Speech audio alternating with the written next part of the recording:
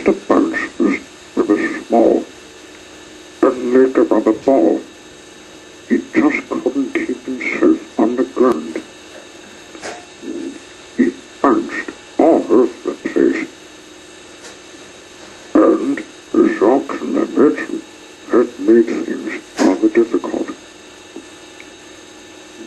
Last week, for instance, Mr. Bunch was heard walking. He came to the farm.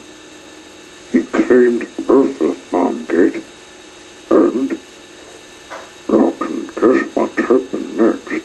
Can't you? He jumped down from the gate and bounced right into the duck pond.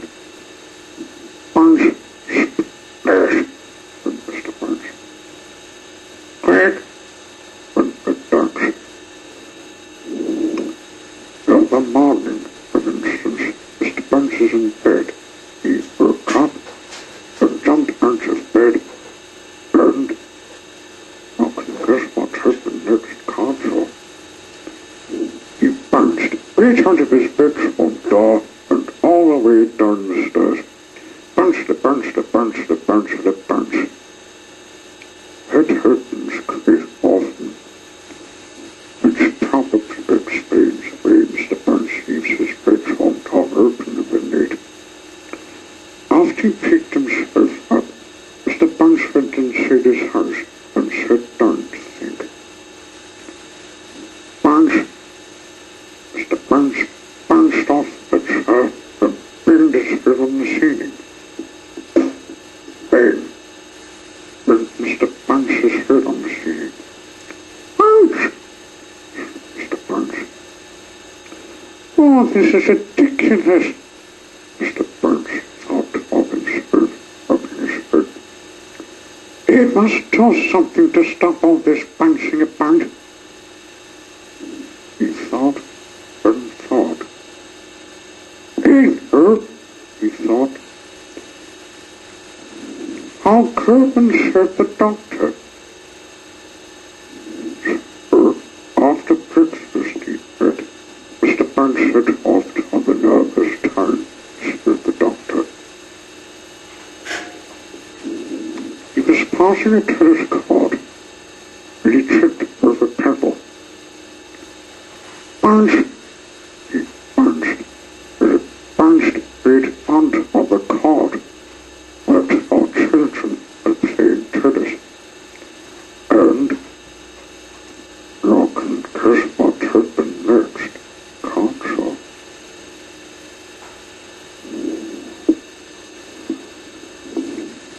The children didn't realize that Mr. Bunch wasn't a tennis ball and started hitting him with their tennis rackets. Backwards and forwards over the net. Bounce. Oh! Bounce. Ouch! Bounce. Ouch!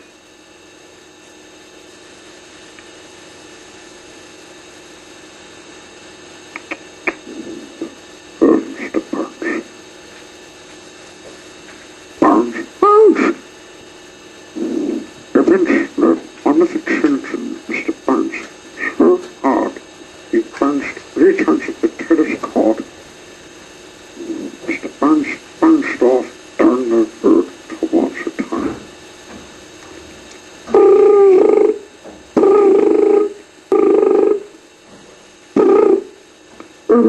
Oh, he said, with a sob of himself, he's been bounced black and blue. A bus was coming down the road. Mr. Bunch decided that the safest place for him to be on the bus. He got on, sat down, still feeling normal and little sobbing of himself. The bus drove into town. The bus stopped right outside the doctor's. Mr. Bunch stepped down from the bus and you can guess what happened next, can't you? He didn't step down onto the pavement and see the doctor.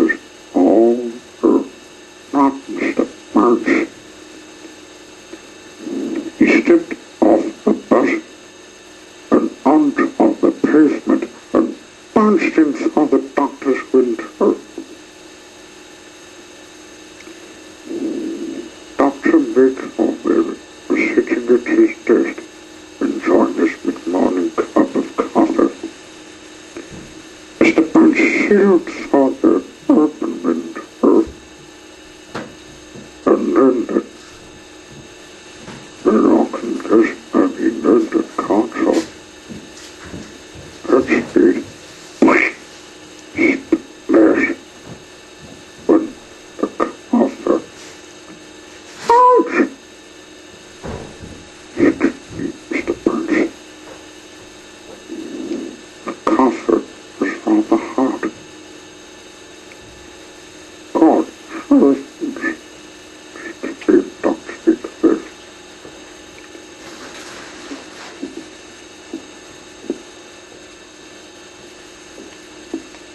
After the doctor had fished Mr. Burns out of his coffee and set him on some trotting paper chairs, he listened to what Mr. Burns had to tell him.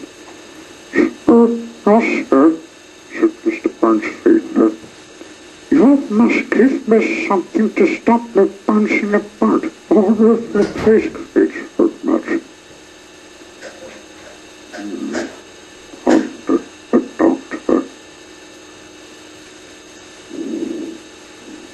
After some thought, Dr. Midwell went of his medicine cabinet and took out a pair of Taylor and Bots.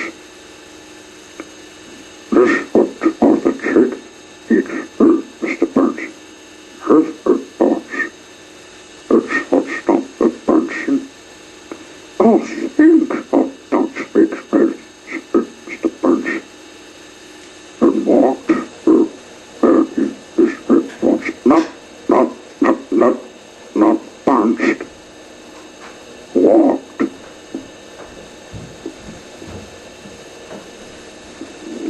That night, Mr. Burns went to bed, having his river thoughts. And then he went to sleep. On the morning, he woke up, yawned, stretched, and bounced out of bed. And look and guess what happened next. He didn't bounce down the stairs. He exchanged all the bed from floorboards. And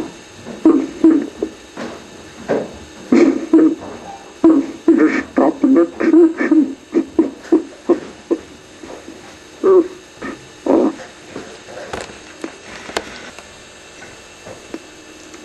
Mr. Barber.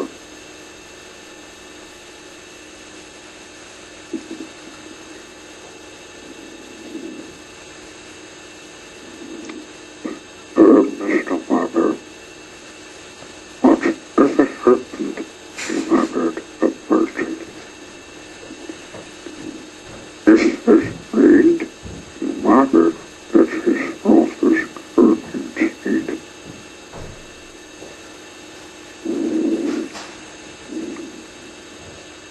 If it didn't rain, he murmured that all the plants in his garden were hurting today.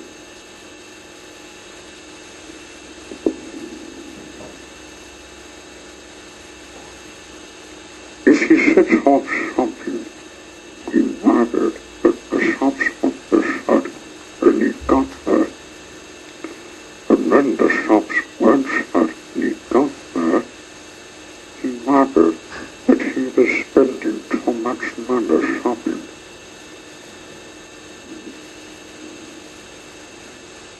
And when he got there and was shopping, he murmured that he left something behind. Or that something had fallen out of his basket on the way home. And when he got home and discovered that he hadn't left anything behind, and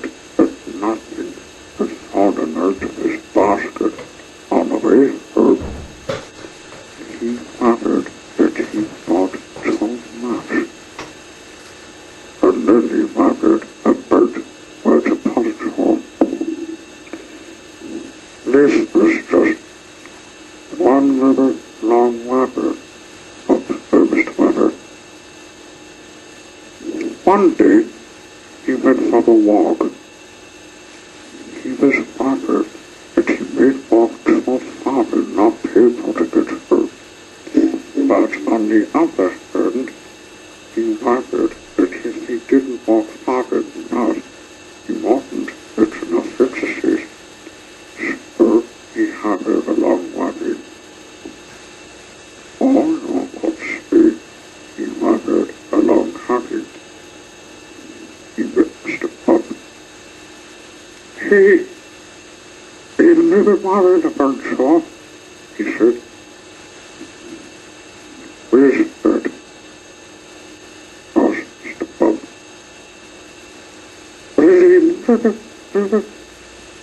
He never wanted that one of these days you'll make a sausage, he said. Hurt saw Barbara for the burnt that. Next week, Mr. Button. And tall. Oh, shaking her feet. Mr. Potter went on. He met Mr. Marshall. Hey, they never bothered a burnt saw, he said. Where's that? Asked Mr. Marshall. Well, they never bothered with some making lots of voice, said Mr. Potter. Heard from Barbara heard about that, said Mr. Marshall, and went off.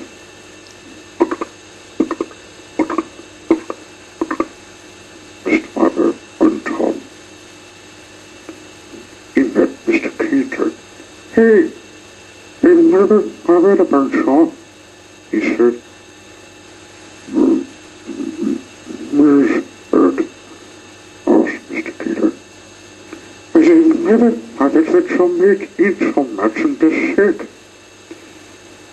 exclaimed Mr. Potter. No, exclaimed Mr. Keaton. Eat so much? Oh, possible. And went off, and that's Mr. Potter went on. He met a wizard. Said a wizard. Overall, he was the matter, and so Rocket commented a wizard. I'll tell you what, he went on. He was a helpful sort of wizard. We told Rocket and he done every single thing that your mother had heard. It all makes her that none of these things ever happened. He smiled. And then Robert had anything to utter about it all. His mother smiled. It was the first time he'd smiled in a long time. In fact, it was the first time he'd smiled that saw. He huddled from in great excitement. He got her. He sat down to read heard all the things that bothered him. Every single thing. It was a long list. Then he went to bed after he ate supper. And had the best night's sleep that knows. The following morning, a visit came and clipped Mr. Potter's list. Well, goodness, well, he said, he saw the serious of it. However, he said, leave it for me. Walk her off and make sure that none of these things ever happen. Nothing would. Nothing's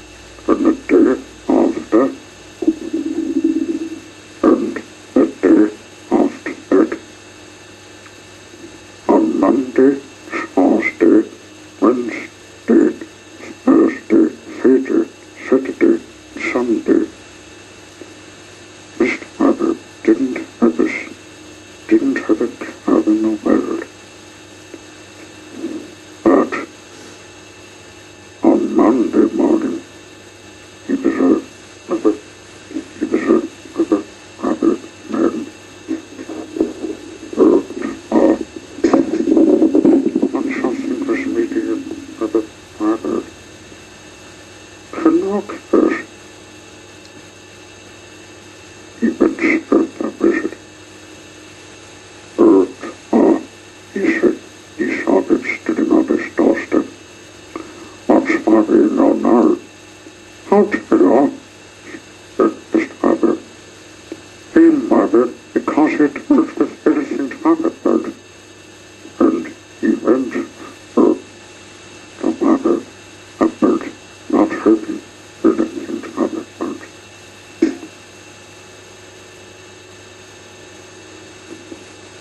Mr. Mackerel. Mr. Mackerel was couldn't get anything did. Everything he did and everything he did, everything he said was muddled, totally, utterly, completely, and absolutely muddled. Imagine, for instance, something simple as hammering a nail into the wall. Now, what could get muddled as hammering a nail into the wall? Mr. Muddle could get it muddled, and thinking they did. Imagine, for instance, something simple as touching on your curb. Now, what could get muddled is touching on your curb? Well, if yourself, only Mr. Muddle would touch on his curb like that. Imagine, for instance, something simple as curving for a walk. And what could get muddled about curving for a walk? Well, when your legs start walking one way, you'll start walking the other. It's a muddler sort of walk. Mr. Muddle, walking one way and curving another. Now, you'll probably need to know where Mr. Muddle lives. In a house in the street near the place called Shedtown. Mr. Muddle's house was supposed to be in the country, but Mr. Muddle won't build the house himself, but got the place muddled up, of course. You can tell that Mr. Muddle had built the house himself, God saw. This saga starts one afternoon. Mr. Muddle was having breakfast at the inn. Yes, we know. The owner told have breakfast in the afternoon. But some also get some meetings muddled up. Mr. Muddle was having bread and butter and a cup of tea with milk and sugar. He spread the butter on the table and then spread the jam on the plate and then poured the milk on the bread and filled the cup with sugar and poured the tea on the bread. What a terrible mixed-up breakfast. That afternoon, after breakfast, he went for a walk down the beach near his house in order to work up an appetite for supper. Met an old fisherman called George on New York Gateway. Afternoon, Mr. Muddle, said George. Good evening, said Mr. Muddle. George smiled. told me to come fishing with me. He asked, please. Please, Mr. Muddle, he said. Give me past the boat and from the beach. Hot. Beach, said Mr. Muddle, and passed the boat further on top the beach. Oh, Mr. Muddle, said George. He heard the boat Mr. Muddle in the distance between Polly and Tommy. However, eventually, somehow or other, he managed to get the boat and said, now, let's fish, said George, dropping a fishing net over the side of the boat. Each bird, said Mr. Muddle, and dropped himself over the side of the boat. Splash. Oh, Mr. Muddle, said George again.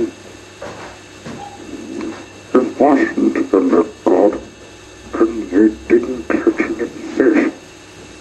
And so they decided to go home before it became dark. Let me pull the boat up onto the beach, called George. Each bird, said Mr. Muddle, and tossed the boat back into the water. George was just about to say, oh, Mr. Muddle, again. He had no time.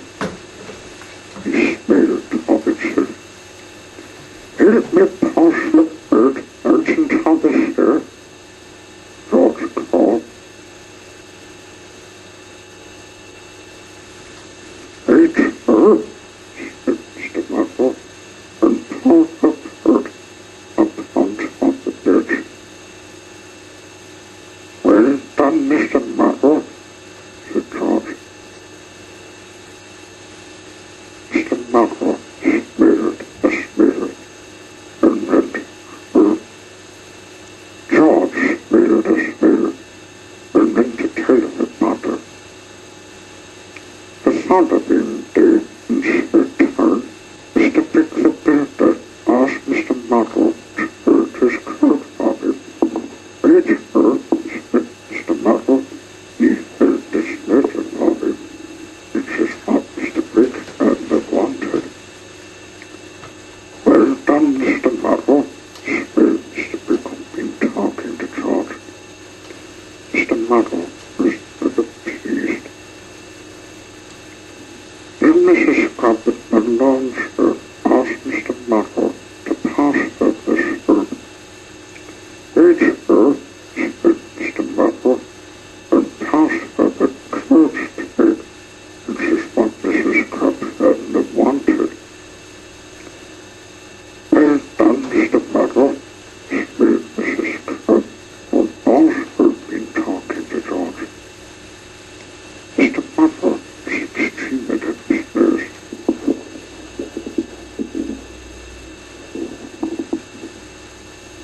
Then Mr. Pick, the clothesman, asked Mr. Muddle to lift a sack of coal down from his ladder. Each bird, said Mr. Muddle, and lifted the sack of coal up onto the ladder, which is what Mr. Pick had wanted all along. Well done, Mr. Muddle, smiled Mr. Pick. George had talked in the matter. Mr. Muddle was delighted. In fact, Mr. Muddle was so delighted, he decided to go home and cock himself a large mirror to celebrate.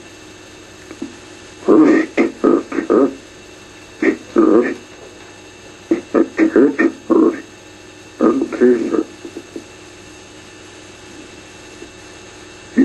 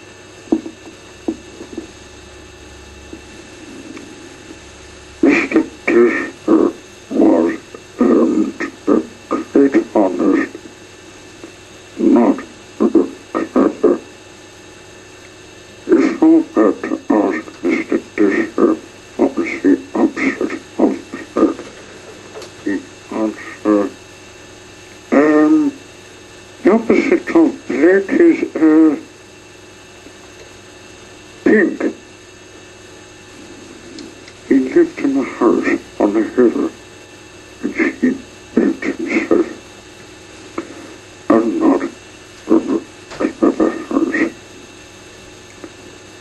One of Mr. Disher's problems was that he lived in a country where everybody was terribly clever. Clever learned. Even the birds is clever and clever learned. Everything and everybody in Cleverland was clever. No never saw one in a bog or where else but Cleverland. Mr. Disher, everything around him was so clever it made his head spin. One morning, Mr. Disher was out for a walk and he met a pig.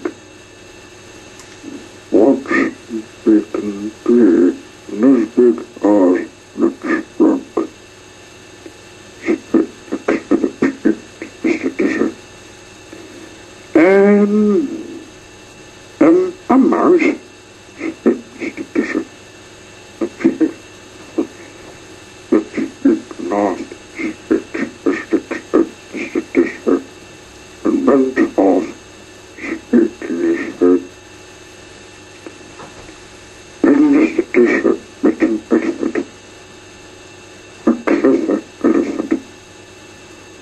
What's small and fair and lips cheese? A clever elephant asked clever a pig, Mr. Disher. Elephant asked down his trunk.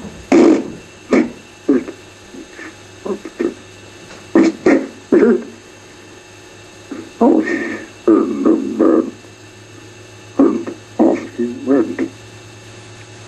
Mr. Disher.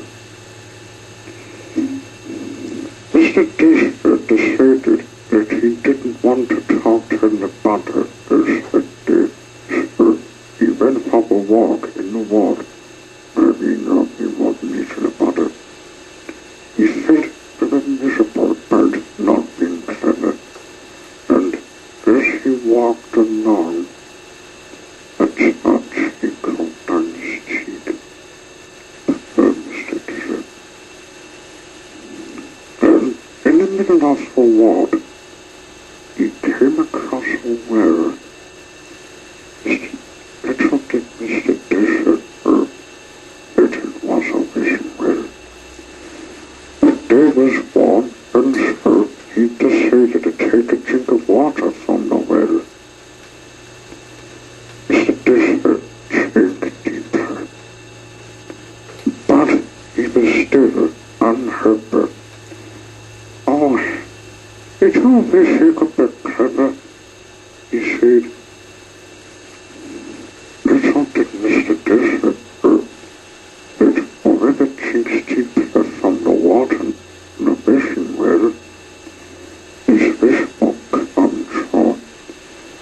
And Mr. Disher had wished that he could be clever, and his wish had come true. He was clever, but he didn't have it. Not yet. On the way home, Mr. Disher came across the elephant and the pig he met earlier. They were telling each other about how they made Mr. Disher look silly. They asked him a question he couldn't answer. They were giggling and sneaking about it when they saw Mr. Disher approaching from the wood. Oh, father, come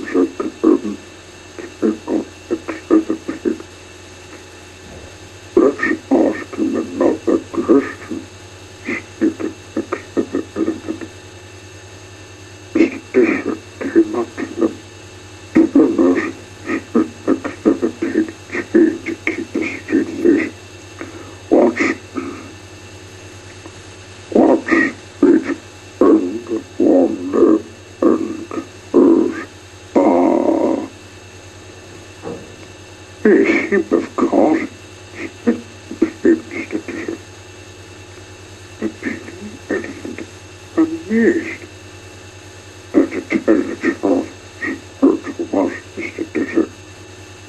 He suddenly felt clever. It was not an unpleasant feeling. Tell us, said the clever elephant, what is on legs, a tail, and clothes wolf? Well, it's easier, replied Mr. Desert. A dog, of course. The pig and the clever elephant couldn't understand how Mr. Desert becomes so clever one morning. Mr. Desert couldn't understand how he'd become clever in one morning. But he knew how he'd become so clever in one morning. Perfect. Now, let me ask you a question, said Mr. Desert of the pig. You're, grunted the pig officer. You're asking a question? There's no question. You can't ask me that you couldn't answer. And then, said Mr. Desert, well then, can you tell me what's fetching pink and clothes a tissue? A tissue? What's fetching pink and clothes tissue? The pig, knocking over rabbit. There's nothing that's fetching pink and clothes tissue. Nothing, eh? Said Mr. Desert, and take off the pig's furs.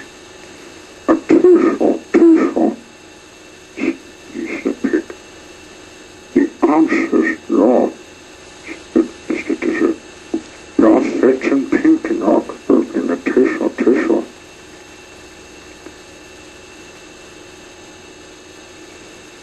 The clever pig, not done yet, is not done left, miserable.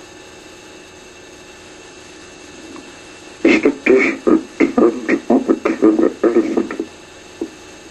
Incidentally, stopped sneaking. Now, said Mr. Desert, let me ask you a question. What's large and gray and goes, stop it. What's large and gray and goes, stop it. Repeated the elephant, knocking rather tall. There's nothing that's large and gray and goes, stop it. Oh yes, there is, said Mr. Desert. There's certainly something that's large and gray and goes, stop it. And he tied a trombone knot in his trunk.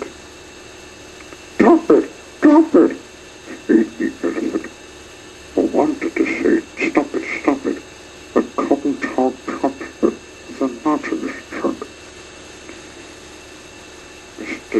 Desert grinned and went home. Eat the bird, dog, dig, that's better, said the elephant.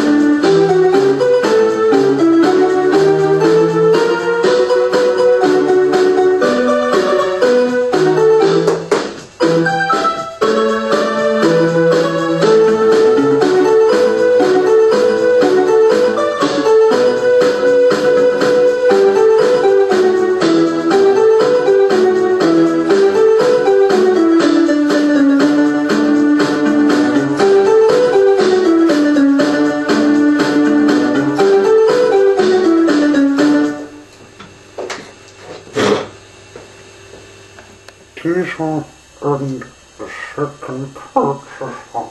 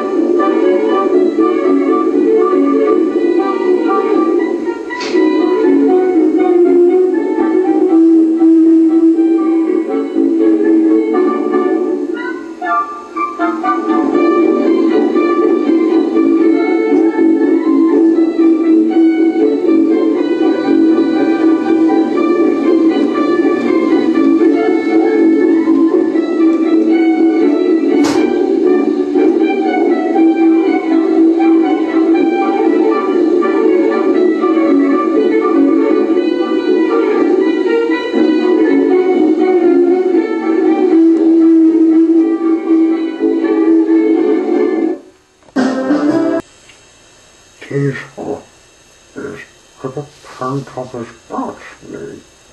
He thinks it is the most important part of the railway. His coach is experiencing.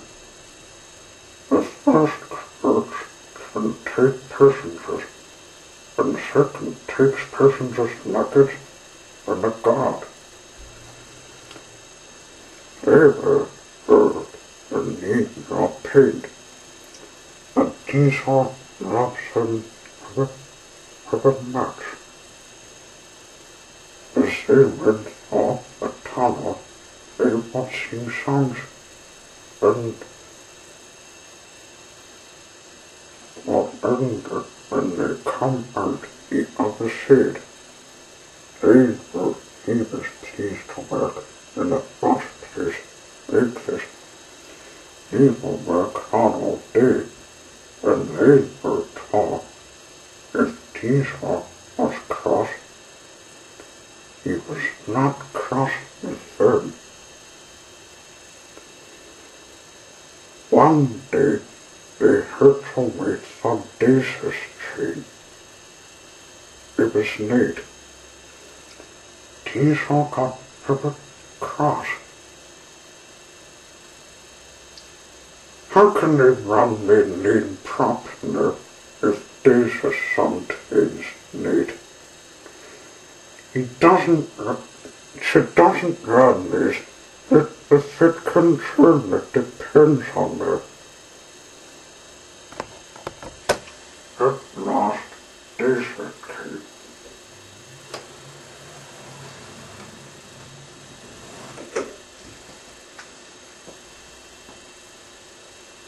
Where was your big box curve? What? Said Diesel. Well, it was talking. We're stopping at the garden. In the place full of flowers. This is the dishes. The dishes. Oh, that's nice.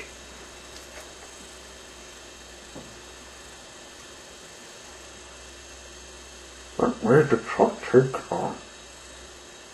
Is it some big spot somewhere in the forest?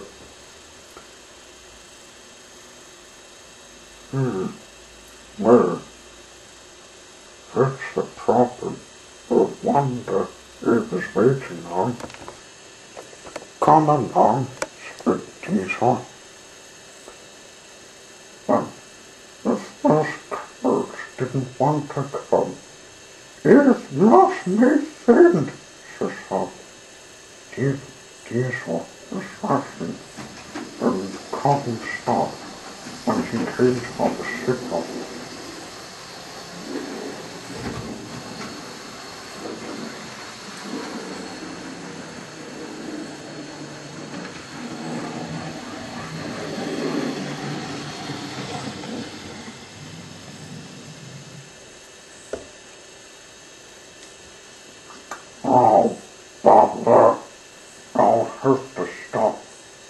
some better now. Beneath the got something, said the second group. Oh, Papa, it will belong to it, said Diesel. Diesel stood waiting. Suddenly he knocked, and there was transfer with the second group. After got this, he said, good night.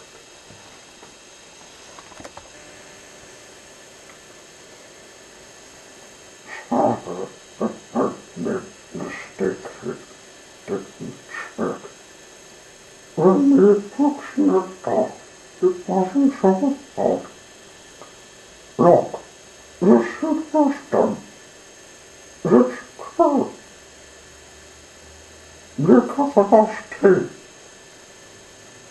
Here's the teeth together again. They said, as fast as one week, to Diesel. All the way, reaching the end of the day, much by the creek and over the farm.